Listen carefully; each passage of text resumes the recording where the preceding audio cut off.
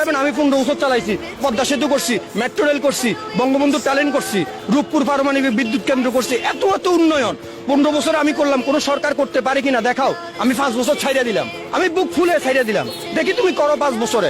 তাহলে তো ভোটার স্বতঃস্ফূর্ত যে নৌকায় একটা ভোট দেওয়া দরকার, ও যে 5টা দিব।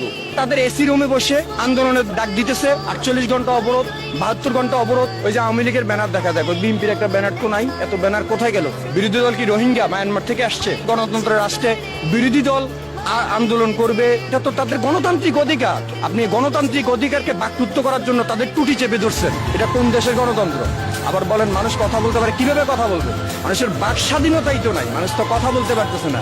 একজন মানুষ যারা মধ্যবিত্ত নিম্ন মধ্যবিত্ত বাজারে গিয়ে গুমরে কাঁদে ভাই, তাদের কান্না কেউ শুনতে পায় না, আমাদের দেখার মতো কেউ নাই। তারা তাদের এসি রুমে বসে আন্দোলনের ডাক দিবে। কোটি কোটি টাকা মাথা পিছু ঋণ আজকে বাংলাদেশে। আপনি আমি ঋণ করছি, সরকারের বাবার টাকা দিয়ে উন্নয়ন করতেছে না। আমার আপনার টাকা দিয়ে দেশ উন্নয়ন হচ্ছে।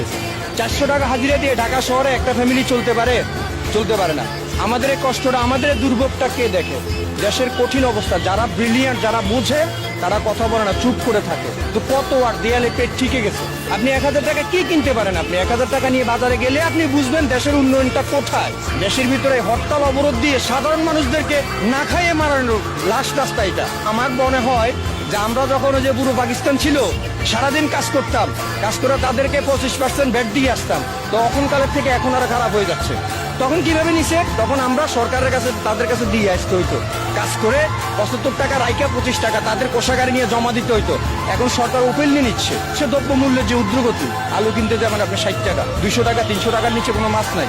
50 টাকা রিক্সা ভাড়া 50 টাকাই আছে, 60 টাকা হয় নাই। আমরা হচ্ছি 3rd ছাগলের 3 নাম্বার বাচ্চা। ওই 2টা দুধ খায়, একটা পিসি দিয়ে ম্যামে করে। আমরা বললেই কি, না বললেই কি।